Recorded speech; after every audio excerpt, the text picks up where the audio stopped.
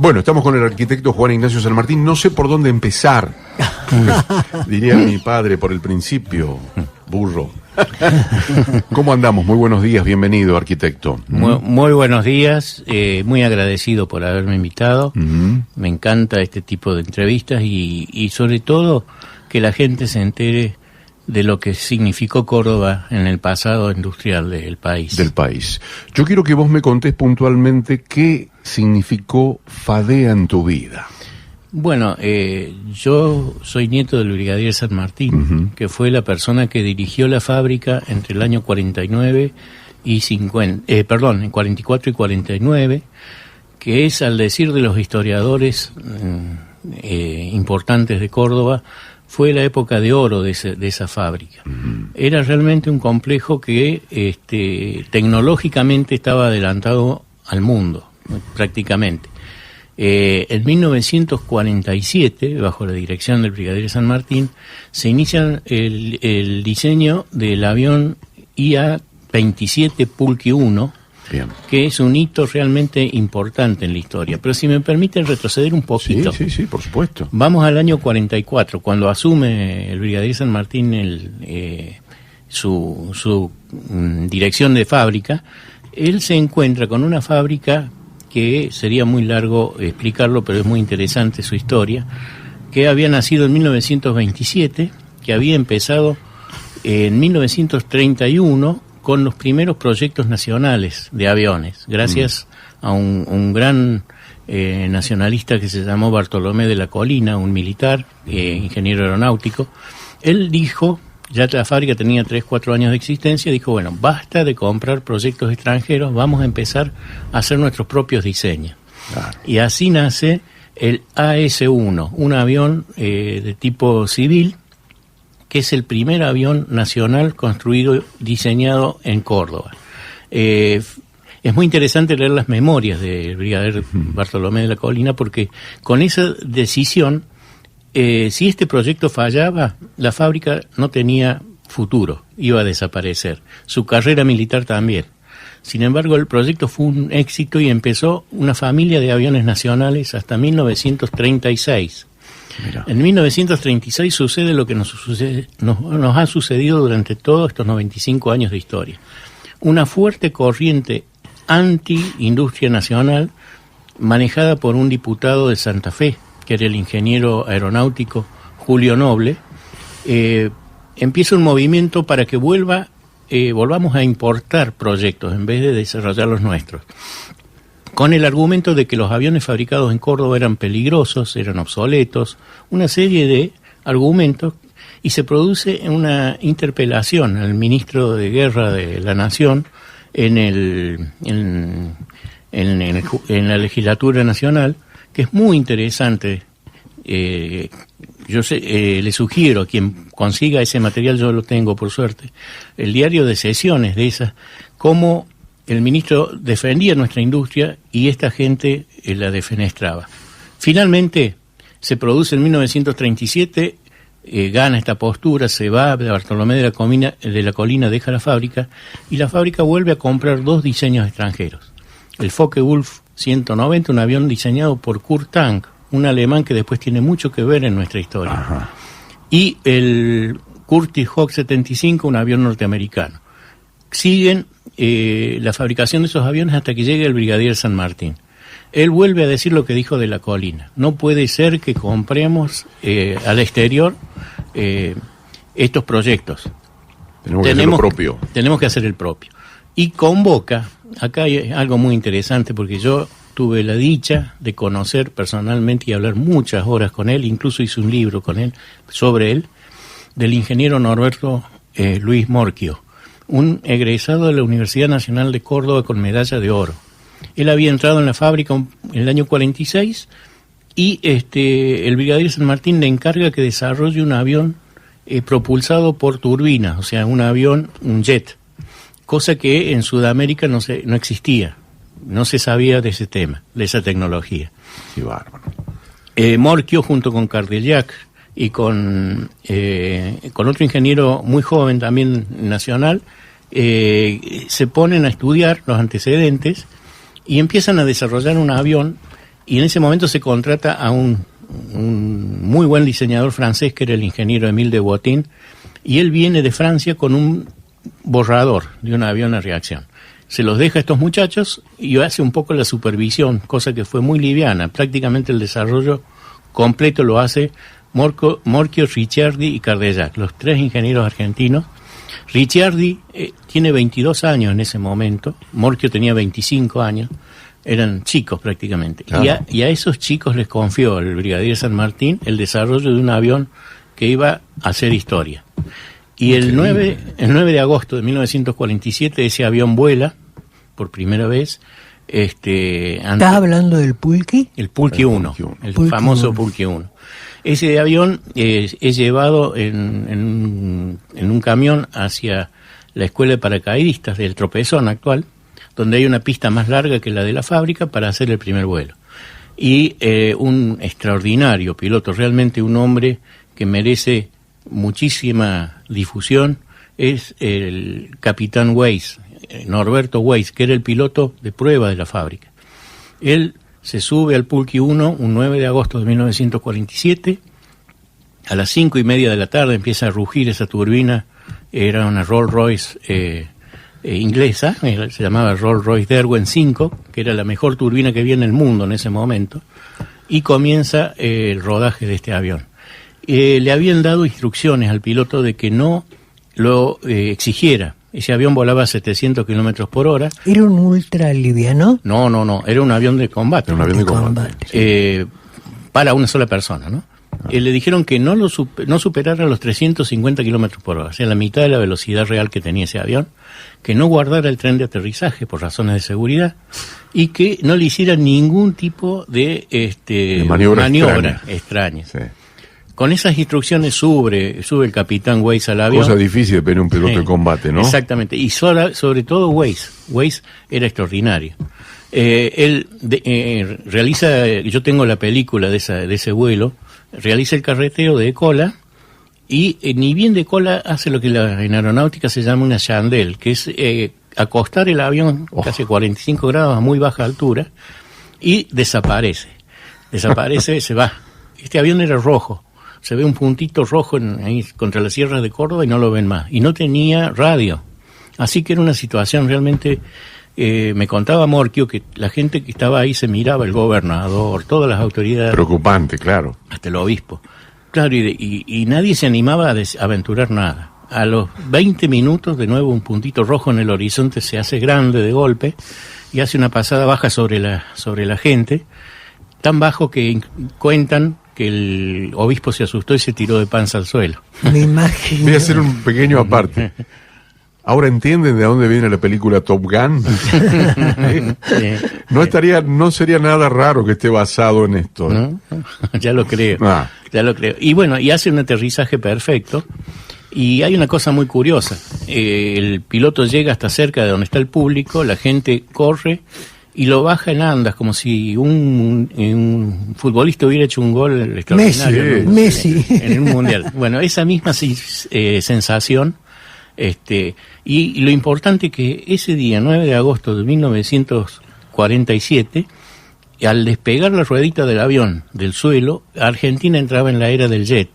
Una élite de 5 países en el mundo solamente podían hacer ese tipo de tecnología. Qué bárbaro. Y nosotros estábamos allí. Así que eso fue un poco el comienzo de la historia de la historia grande de nuestra aeronáutica. ¿Por qué se llama Pulqui? Pulqui significa flecha en araucano. En general, en esa época se le pusieron nombres araucanos a los aviones que se hicieron allí, indígenas. Era muy regional. Muy regional. Sí.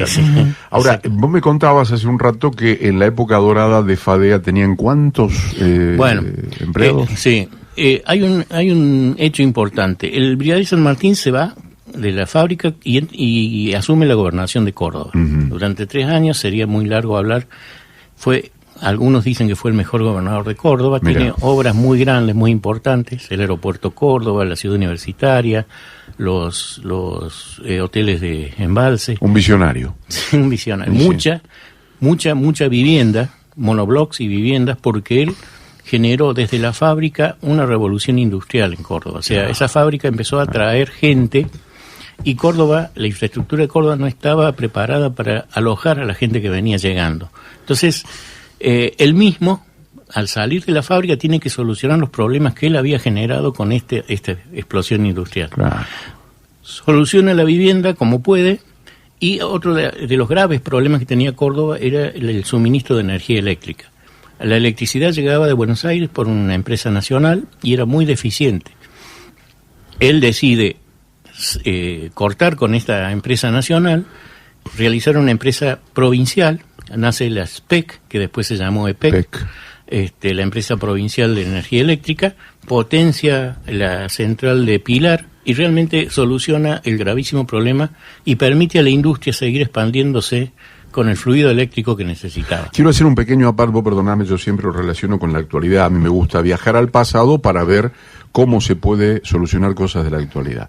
A mí siempre me han dicho, el otro día tuve una reunión con gente muy importante de Buenos Aires que me decían, sí, lo que pasa que de acuerdo a lo que es la coparticipación, y todo eso que hoy yo podría decirle, el brigadier general San Martín tenía un suministro eléctrico deficiente y en vez de criticar que no le venía el suministro, buscó una solución alternativa dentro de la propia provincia. Juan, te hicieron hablar, Juan. ¿Por qué me toca? Bueno, es el culpable de todo esto también, ¿eh? Es el tipo que agarraba y llamaba. Pero viniste en el primer encuentro. ¿Cuántos eran? Originalmente éramos 3, después se sumaron algunos que los convocó Juan Ignacio, por eso mi agradecimiento a Juan Ignacio. Trajo gente del club Moto Puma, de acá de Córdoba, que tienen también rastrojeros, y convocaron algunos rastros amigos más de acá. Pablo Santini, me acuerdo, Mingo. Mingo que andaba por ahí, sí. Mingo tuvo todos los encuentros. Ya te dije, Pablo Santini, Don Toto. Toto, que era el dueño del rastrojero que ahora tiene Lulo. Y creo que no me olvido de ninguno más. Y después en el segundo encuentro fueron 14. Sí. Ya en el tercer encuentro ya fuimos 50. Y ahora en la previa esta 35 hasta ahora. Y bueno, vamos a ver mañana los que vamos a Río Ceballos. Pero bueno, también la otra. Va a subir la marca. Estamos presentes en 30, 50, pero somos mucho más los que... Hay mucha gente. Los que quieren estar que los que están. Hay algunos que por diferentes motivos, distancia, lo que fuere... porque no le dan las condiciones del rastrojero. A veces no están para cumplir más de 500 kilómetros en un solo día por una condición mecánica. O de papeles. A veces el rastrojero está perfecto, pero esquivan las camineras. Está flojito el papel. Eso es lo que se debe hacer. Esa era una característica de esta gente. Iban al grano. O sea, claro. no daban vuelta. Después les voy a contar algunas, bueno, hay tantas. Sí, no, pero estoy fascinadísimo. Como usted me había preguntado por la cantidad, el tamaño de esa fábrica. De empleados. Bueno, sí. En 1951, el brigadier San Martín le ofrece al general Perón, porque Perón quería desarrollar un automóvil nacional. Así como Volkswagen desarrolló el escarabajo para la Alemania de Hitler, Perón quería tener un automóvil nacional económico y accesible.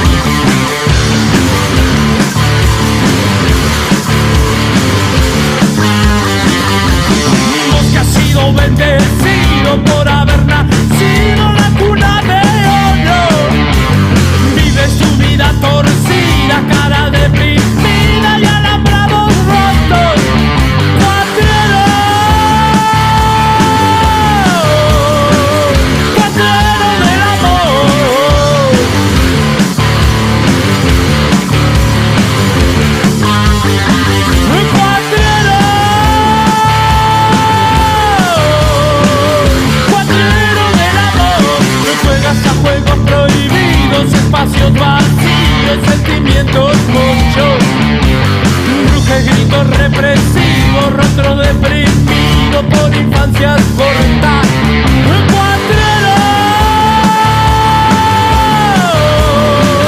del amor, cuatrero del amor.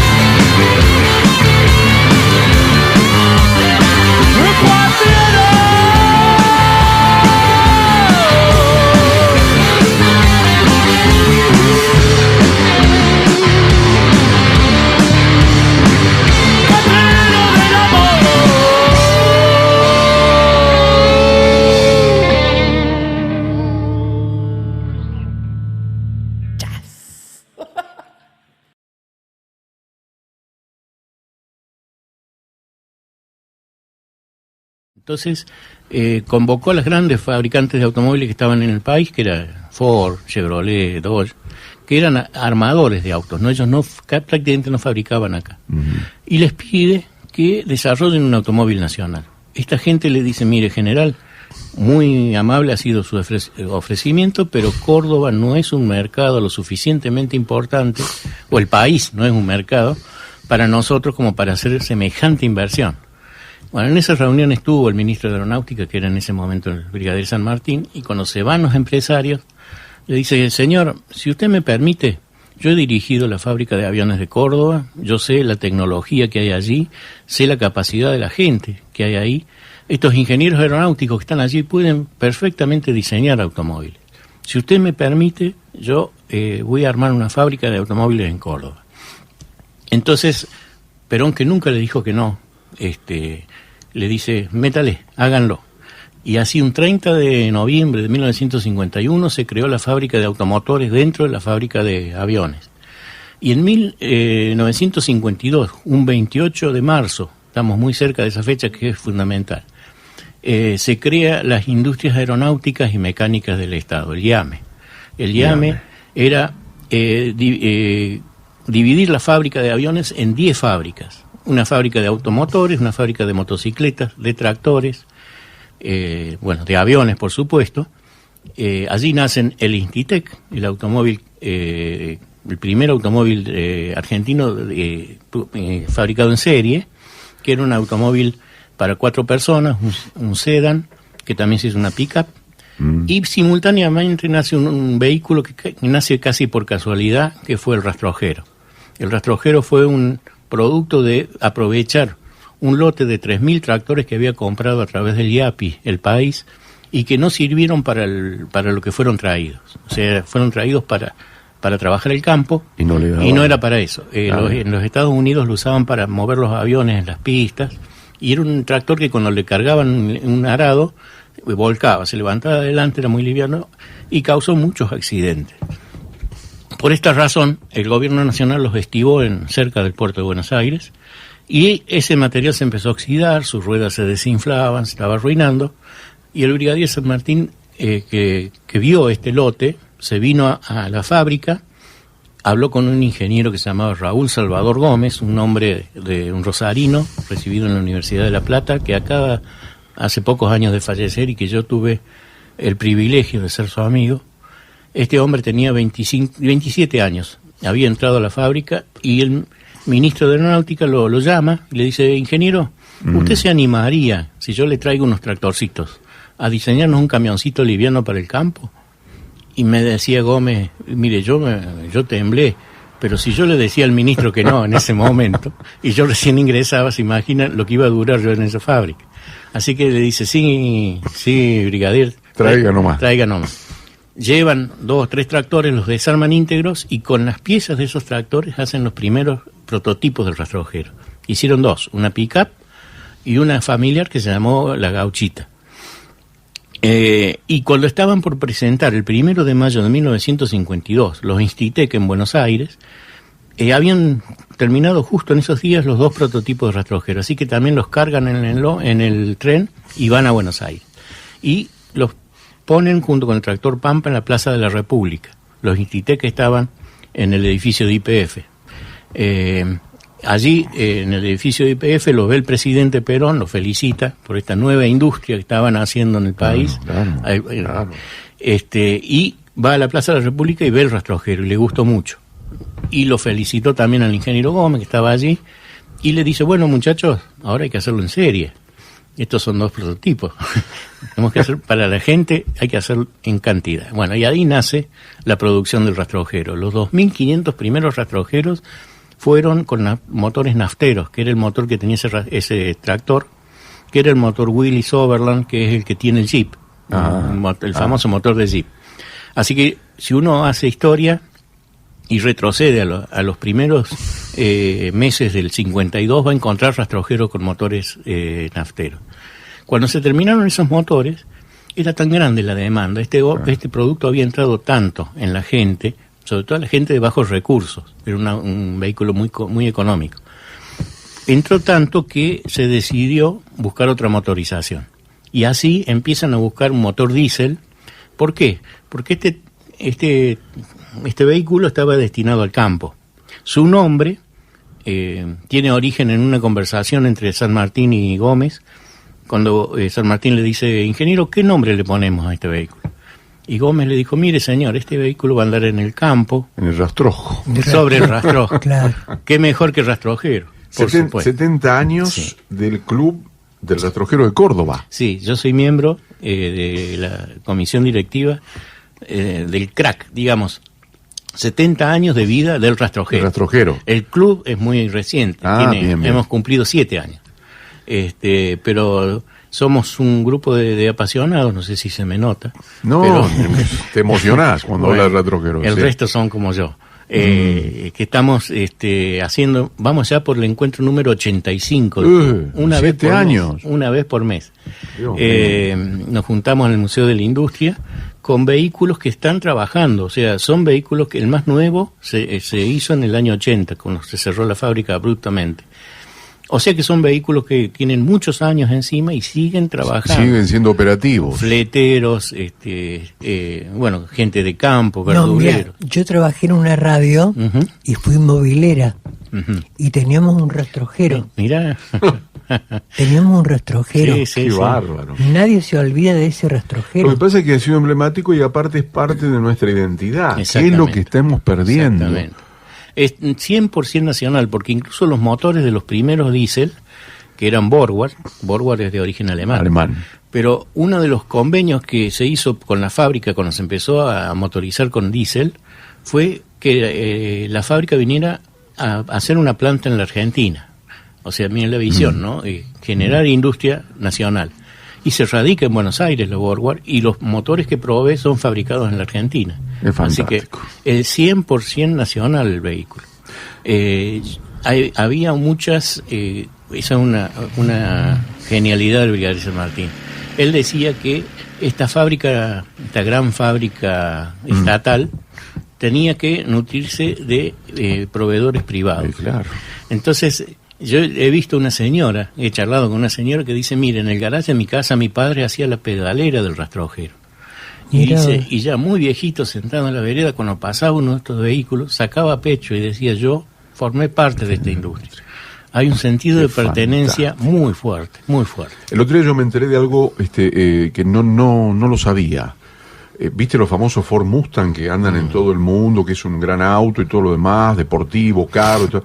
Los árboles de leva del Ford Mustang, es decir, una de las partes fundamentales del motor, se fabrican en Jesús María. No me digas. Y nosotros siempre miramos para afuera como si lo de afuera fuera mejor. Hacemos un pequeño corte, estamos con el arquitecto San Martín hablando de lo que fue Fadea y bueno, de lo que yo quisiera que sea mi Argentina de aquí en más. Ahí va. Hola, Osvaldo Cabral, soy Alberto Puebla. Quería agradecerte lo que mandaste, el viaje en el Avispón Verde con tu señora y tu hija Mara. Hermoso viaje por las altas cumbres. Quería contarte, vos sabés cómo se hizo ese camino. Seguramente lo sabés, pero capaz que algunos fans del Galpón del Rastrojero no lo saben. Ahí se ponía una mecha con agua en la montaña y se empezaba a perforar. A esa mecha se le enroscaba otra y otra y otra y otra, y fíjate que hay mechas de 15, 18, 20 metros de largo. Se hacía más o menos cada 1 metro, 1,5 metros una perforación, se ponía dinamita y después se hacía explotar todo junto. Un laburo de hormigas, porque cada perforación posiblemente te llevaba un día, ¿viste?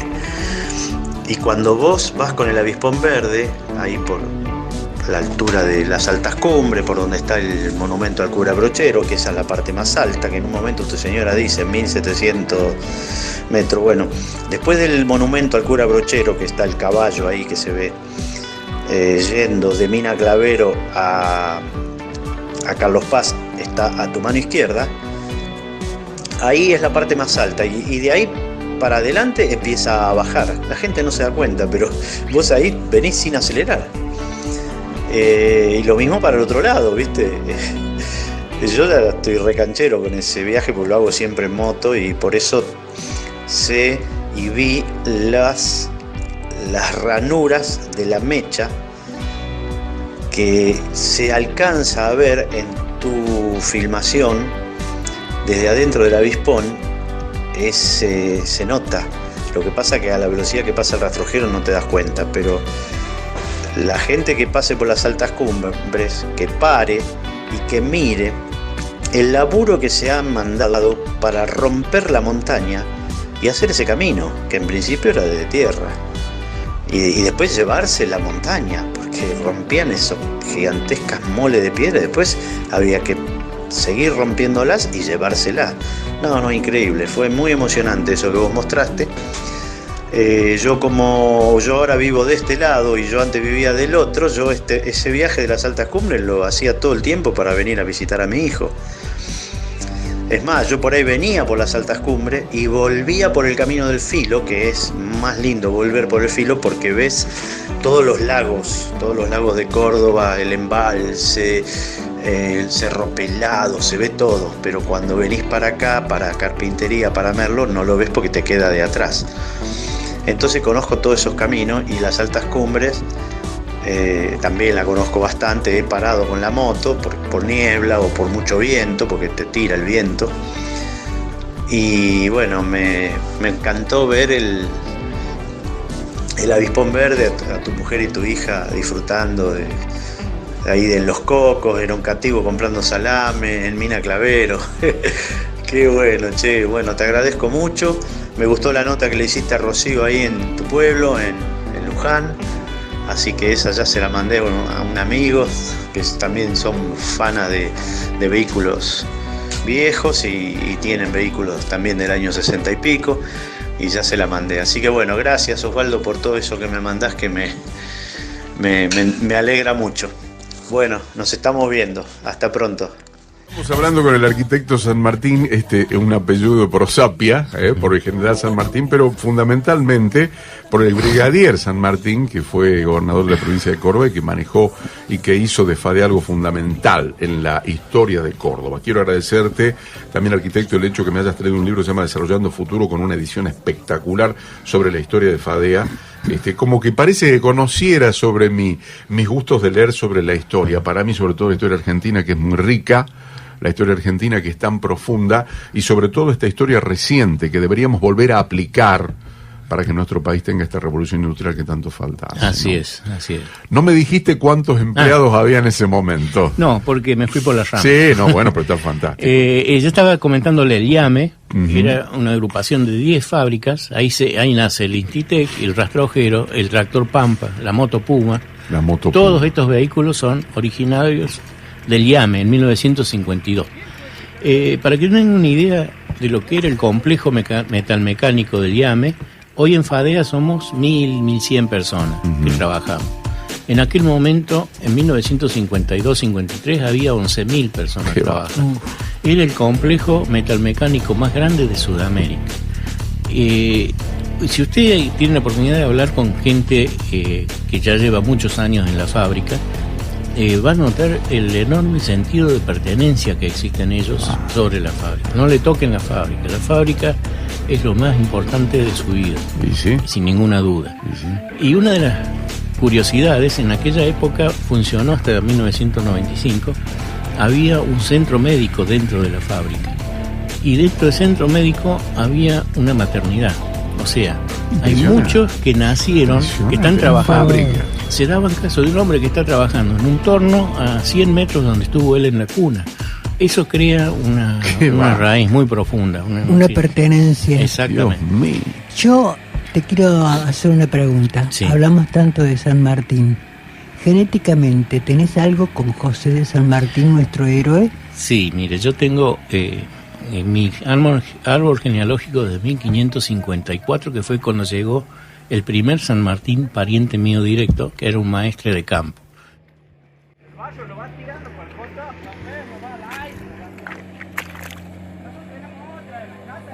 Y pecha nada más el rastrojero. Trae la Ford 4x4. Qué grande el rastrojero. A partir de ese momento, yo he ido, por pedido de un tío abuelo que ya falleció, me dijo, no dejes de seguir con el árbol genealógico de la familia. Y lo voy llevando. Qué bárbaro. En 1800 y pico, cuando se casa la hija del general San Martín, de José de San Martín, se casa con el general Balcarce, allí se produce el cruce del árbol genealógico mío, que es de origen vasco, con el árbol genealógico del general. O sea, muchos años después, de 1500 a 1800 son muchos años después, se produce el cruce de las dos ramas. O sea que puedo decir con orgullo que tengo algo del General San Martín. General San Martín. Yo te puedo preguntar una cosa, Juan. Sí.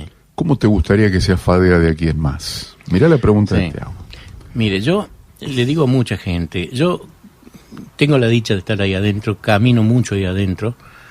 Cuando entorno los ojos o cuando estoy un poquito distraído, yo lo veo a mi abuelo. Están allí, está el ingeniero Montserrat, está el ingeniero Gómez, está toda esa gente que no se ha ido nunca de esa fábrica, ni se irá nunca tampoco, mientras los recordemos. Y esa gente nos está pidiendo que esa fábrica tiene que volver a ser lo que fue. ¿Mm?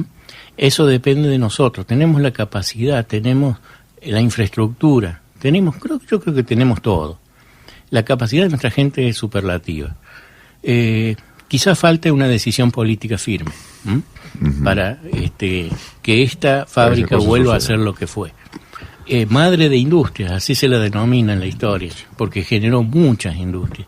Y no quiero ser pesado, pero quiero contarles una pequeña anécdota de cómo se generó esta industria en Córdoba.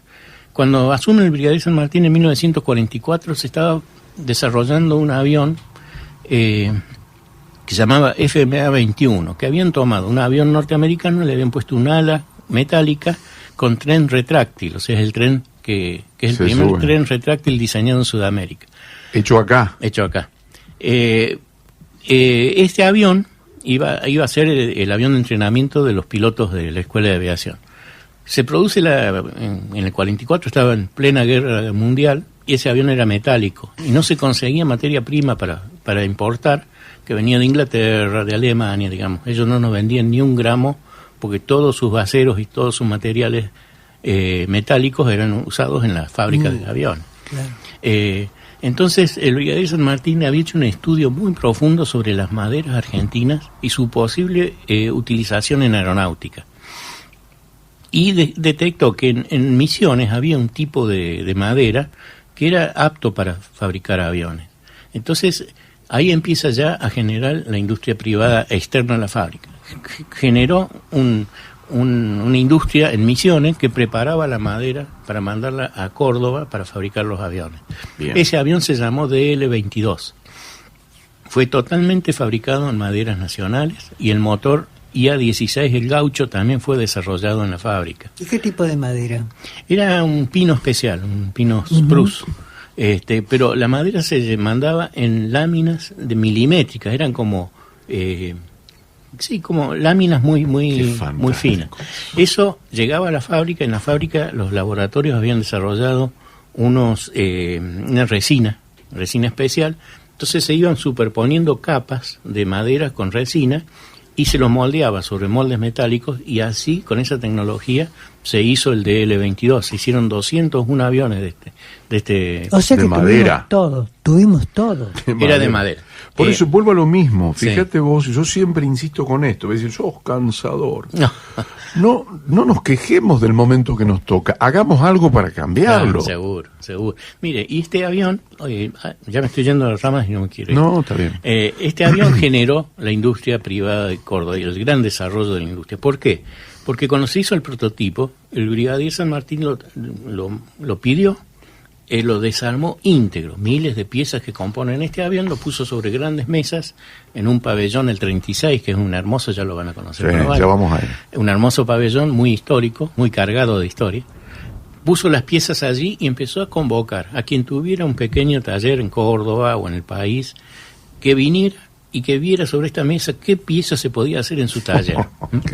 Algunos le dijeron, mire, brigadier, yo le hago esta pieza, pero yo voy a necesitar un torno más en la empresa. Bueno, la fábrica le proveía la herramienta y ellos lo pagaban con producción. Así nace que desde 1944, que no había ningún proveedor privado en la fábrica, en 1949 había 300 empresas trabajando para la fábrica militar. O sea que aparte tenía una política expansiva en cuanto a la difusión del laburo metalmecánico. La filosofía del brigadier fue, incluso lo quiso experimentar con los autos, que el único capacitado para iniciar semejantes proyectos era el Estado. O sea, un particular no cuenta con los medios. La espalda necesaria. Bueno, sí. Una fábrica de automóviles es muy caro iniciarlo. Entonces, la idea era que el Estado iniciara la fábrica y cuando ésta estuviera en producción, pasarla a manos privadas. Ese era un poco el plan industrial que él tuvo, que en gran parte lo pudo cumplir. Otro privilegio que tuvo este hombre, poder ver su obra en vida.